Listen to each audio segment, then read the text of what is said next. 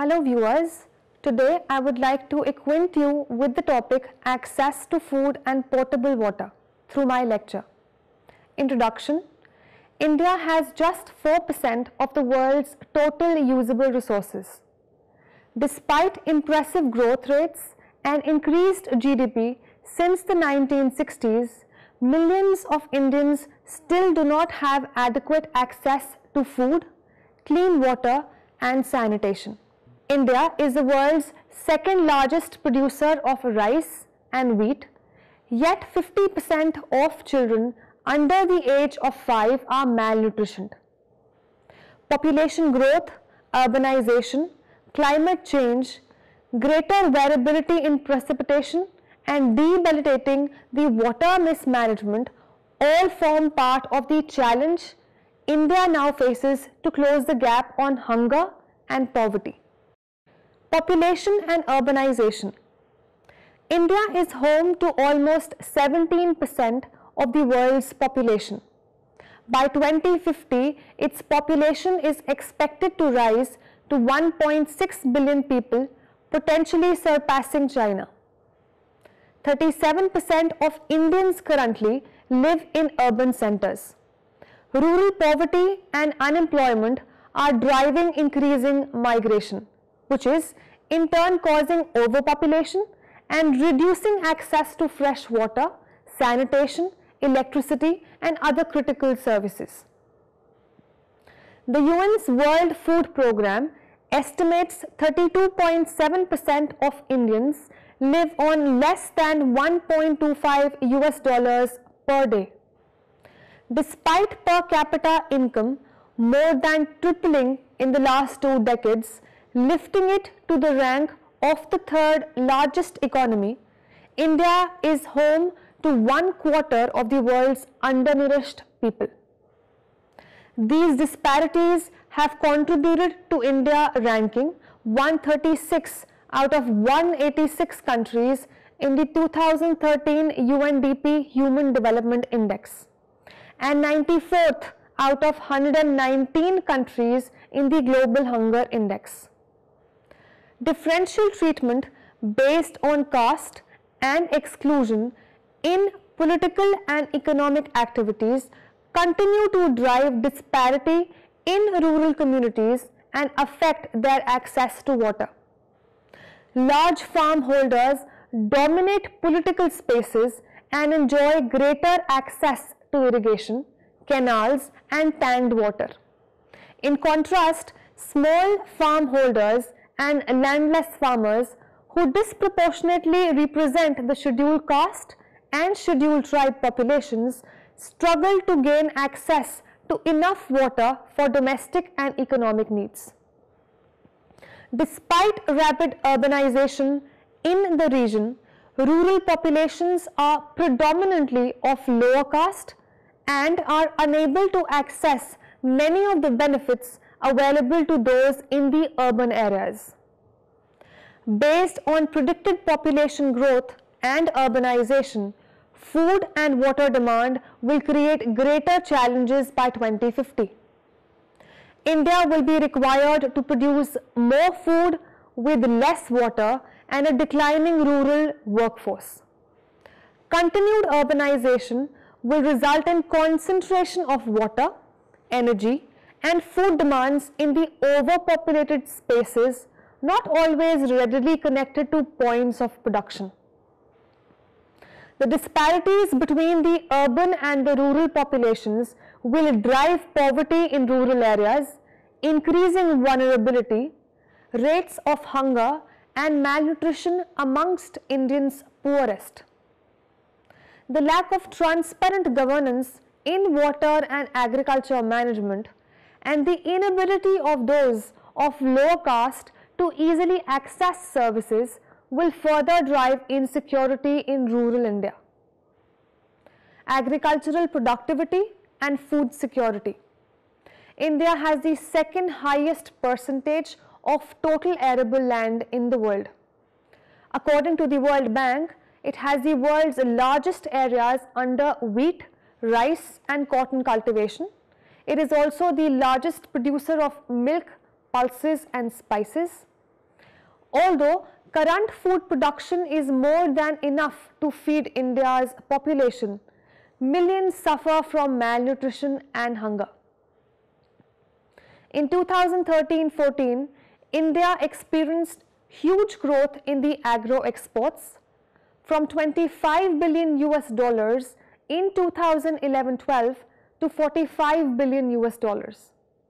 To maintain these exports in the long term, inflation must be addressed and grain stockpiles reduced. The significant rise in exports has helped boost farmers' income, reducing vulnerability in this sector and increasing household access to food. If exports are successfully maintained, more long-term income generation for farmers will assist India in tackling the prevalence of malnutrition and hunger. The Green Revolution in the late 1960s saw an influx of fertilizers, high-yielding seeds, on-farm equipment and subsidies for water and electricity.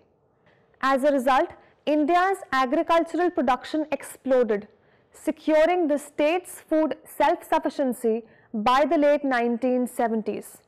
Since then, however, agricultural productivity has been consistently in decline.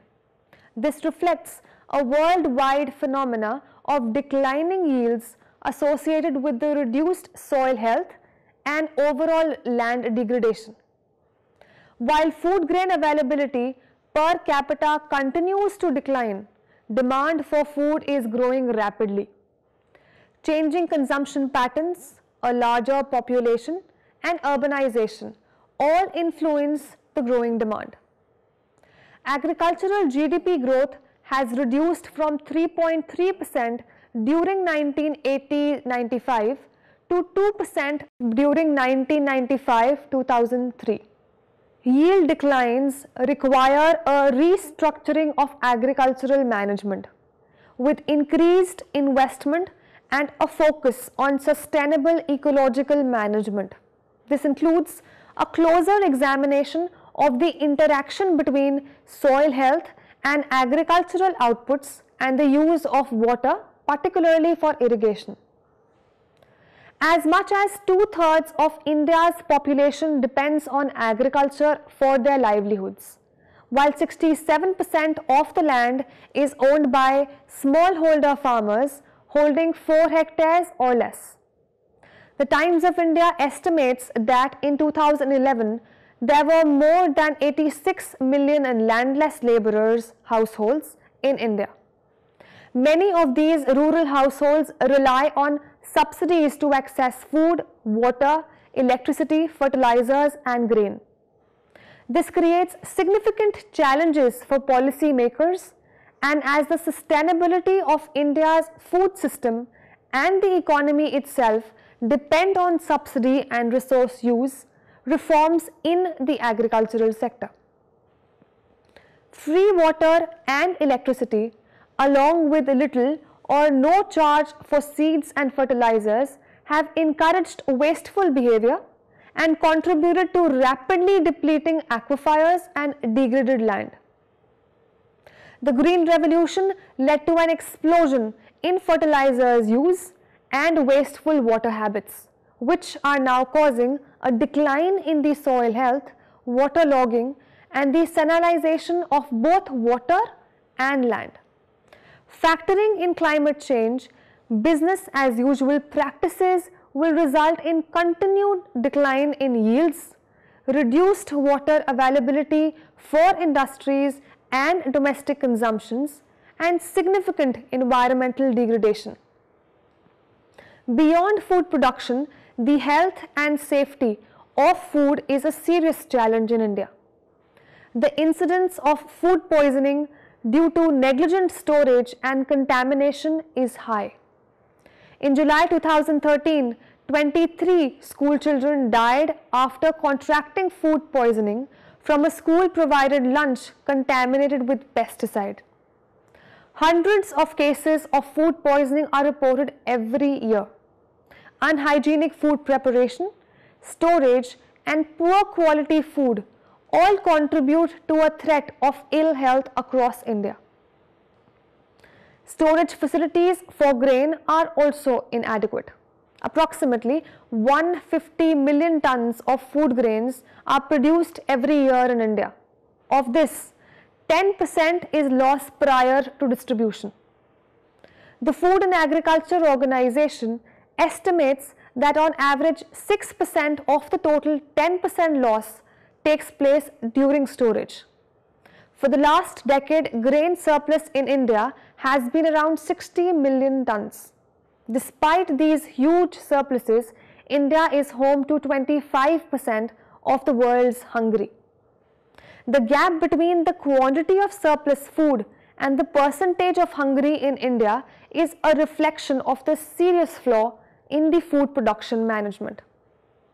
The production and distribution of food requires restructuring to enable India to address the problem of hunger while also maintaining economical levels of exports and surplus. Water security.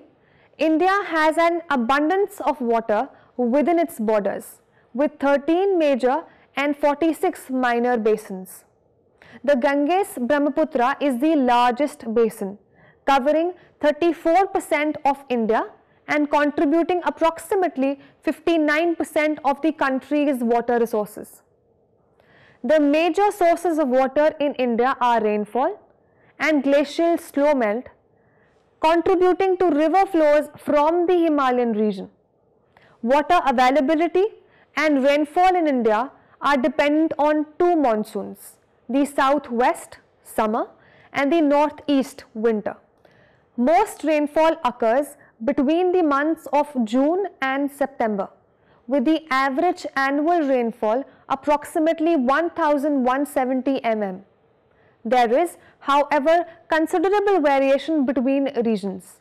In the desert region of Rajasthan, the annual rainfall is often lower than 150 mm, while on the Khasi hills of the northern east, more than 10,000 mm of rainfall in the space of few months.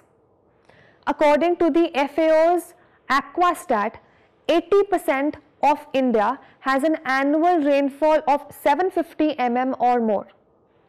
A key challenge for India's water security, therefore, is not much physical water scarcity, but mismanagement and limited storage facilities. India's per capita water storage capacity is 200 meter cubic, well below the world average of 900 meter cubic per capita.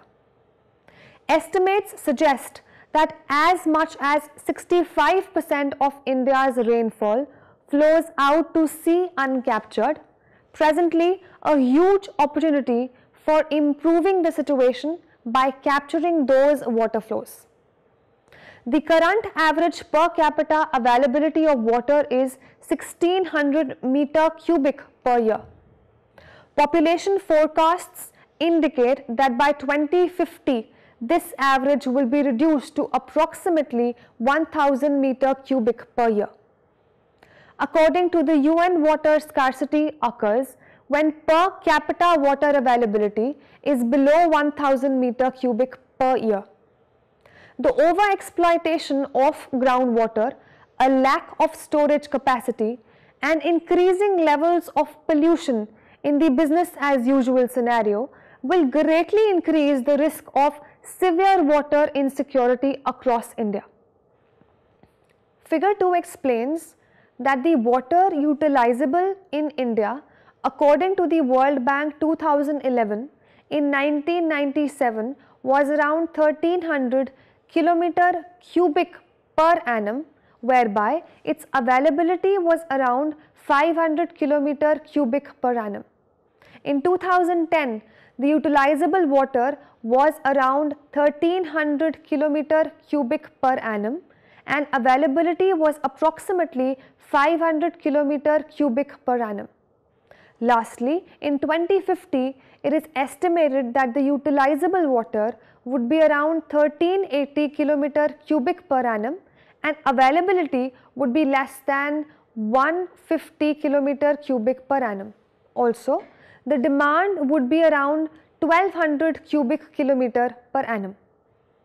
Rainwater harvesting and programs to revitalize traditional tank systems present a considerable opportunity to capture and store water during periods of heavy rainfall. The reduced risk of floods per year, access to greater stores of fresh water are all desirable potential outcomes. Increasing traditional tank volumes and general water storage capacity in India could reduce the pressure on overexploited groundwater resources and provide safer water for human consumption. In Andhra Pradesh, programs to regenerate traditional water tanks have had a significant impact on water access for agriculture, particularly for those unable to afford extending the depth of these wells as underground continues to retreat. India's underground water. For those without access to canal or tank irrigation wells are a critical source of water for both agricultural and domestic use. Groundwater irrigation is responsible for approximately 60% of total irrigation and 2/3 of water agricultural production. In recent decades, water extraction via electric pumps have proliferated due in a small part to the federal government policies providing free electricity to the rural areas. Introduced in an attempt to close the gap on poverty, the policy has encouraged the over-extraction of groundwater. This has led to significant depletion in the water table, with open wells and shallow tube wells drying up. As the levels in aquifers continue to fall, the technology and capital required to dig deeper wells limits access to wealthier farmers. According to the World Bank, crop failure due to drought and any inability to repay loans for well upgrades have led to an increase in suicide rates amongst smallholder farmers. The World Bank estimates that 85% of India's drinking water supply is dependent on groundwater. Further, current groundwater use is between 70 and 100% of the estimated annual recharge in some basins. In the city of Gurgaon, groundwater is all but exhausted, creating severe water insecurity for population. There have been suggestions that the city will cease to exist if water availability is not addressed. By 2020, the city could have as little as 48 liters of water available per person per day. Some predictions suggest that approximately 60% of India's aquifers will be in a critical condition by 2035.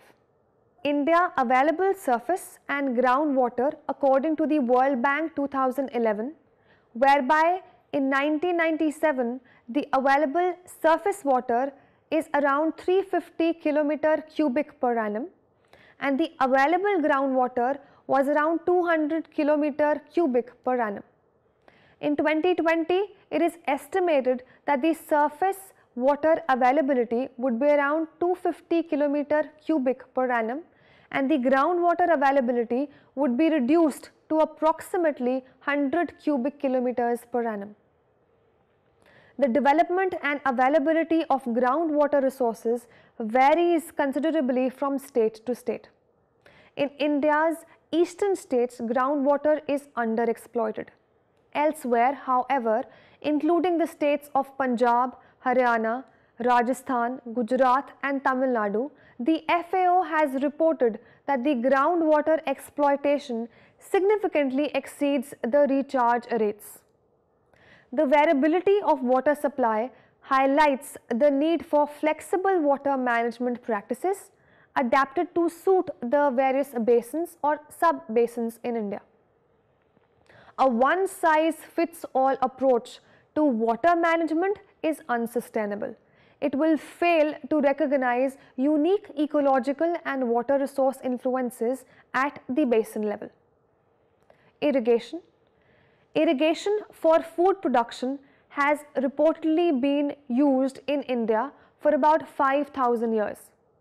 In 2010, irrigation accounted for 91% of the total 761 km cubic of water withdrawal.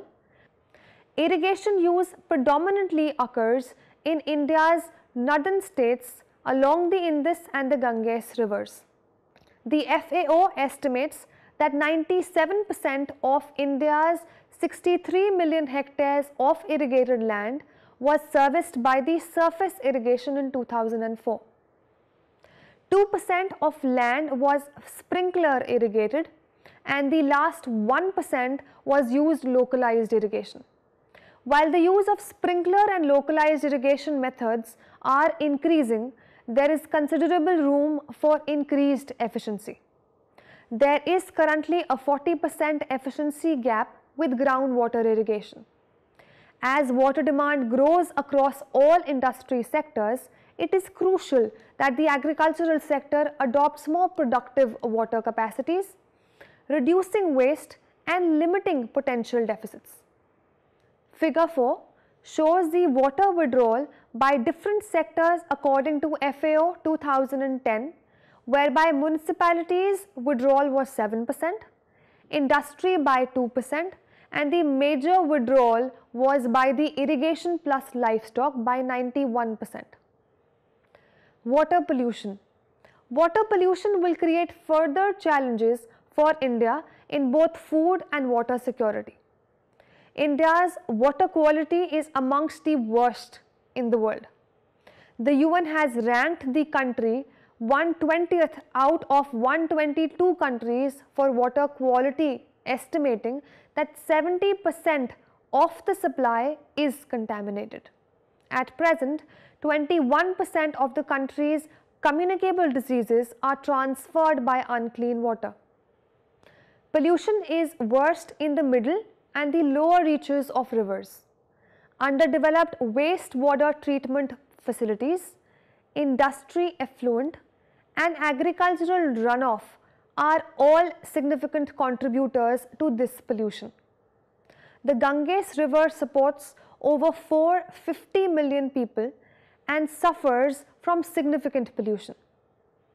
The newly elected government has promised to clean the Ganges, but it will require significant investment and long-term management to increase wastewater treatment facilities and change human behavior. Hydro potential and development. India is ranked 5th in the world in hydro potential with an estimated 1,50,000 megawatt generation.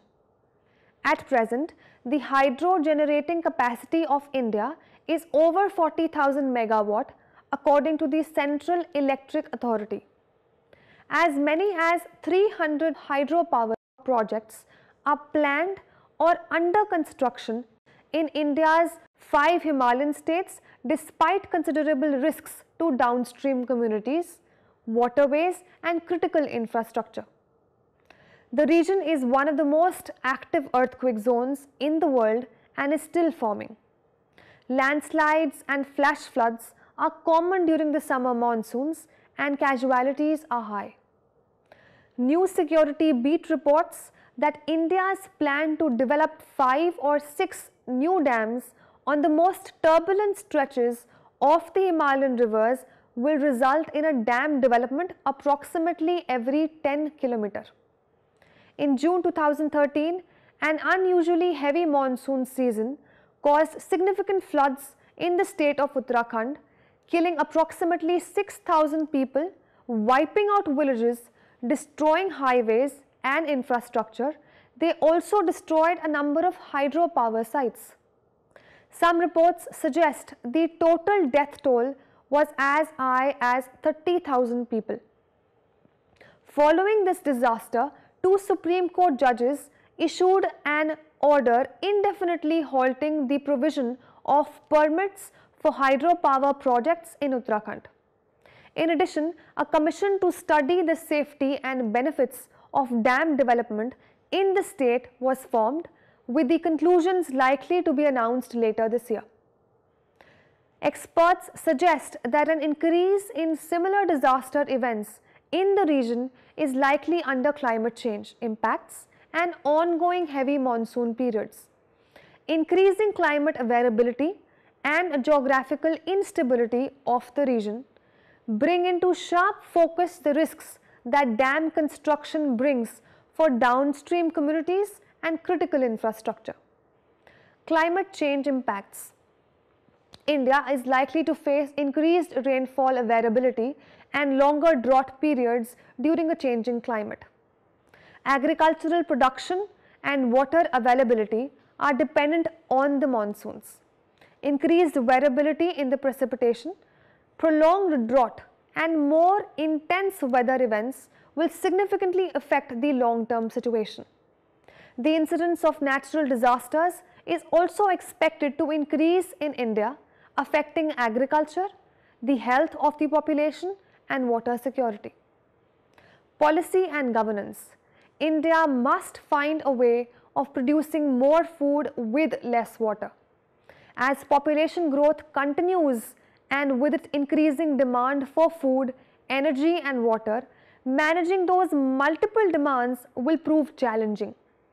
India has a surplus of grain at present, but ensuring that access to food availability does not decline will require a significant expansion of the current production. For this reason, water management and resource planning must be considered in an integrated context involving industry, agriculture and domestic users. Water management is currently the role of Indian states and their respective irrigation and water supply departments. State level management has presented both challenges and conflicts given the multi-state nature of river basins within the country. A lack of cooperation and co-management between states does little to ensure that the best practice is reached at a basin level. To reduce waste, a review of the current water market is necessary. Rates and management differ greatly from one area to the next, and the overall low tariffs provide little incentive to save water and also produce insufficient funds to maintain the systems. To reduce water loss in the system, change wasteful behavior and ensure long-term water access amid growing demand, water tariffs must be modified, acknowledging that those most in need of a reliable water source are also the least likely to be able to afford it. Means that measures to support universal access must be set in place. At the federal level, the National Water Policy 2002 provides an overall participatory framework for water management in India. The creation of Water User Association is a part of this policy and designed to encourage more inclusive management systems at the local level. Farmer participation in the WUAs is essential if they are to improve the efficiency and productivity of water use and agricultural development through irrigation. The National Groundwater Recharge Master Plan is another important tool for water management. Designed to access groundwater recharge potential, the plan aims to increase the quantity of available water in urban and rural areas. Project locations, however, do not necessarily correlate with the area most in need.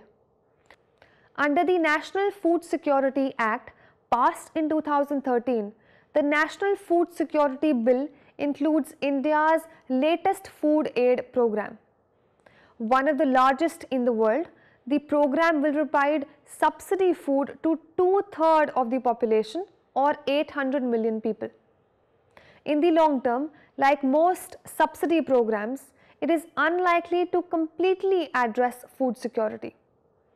other current subsidy programs are handicapped by high levels of corruption and inefficiencies, limiting the number of those in the targeted population who actually receive the benefits.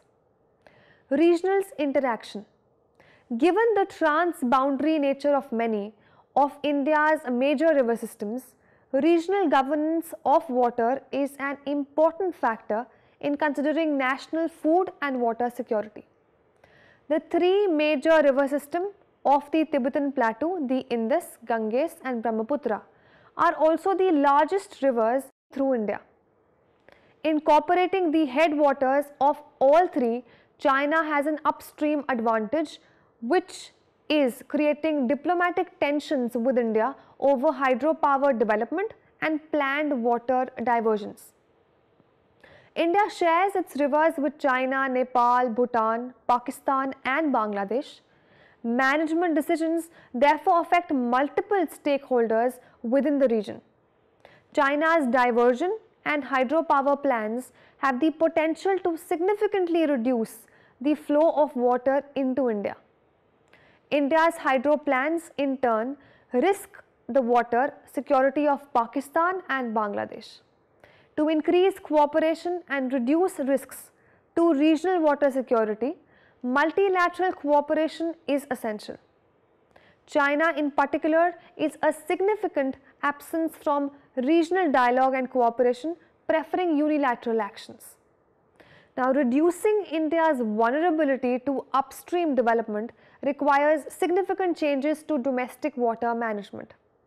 A focus on water use efficiency and rainwater capture and storage has the potential to meet deficits which may arise from water diversions or upstream hydropower projects. Addressing widespread levels of pollution and underwater wastewater treatment and sanitation is also urgently required.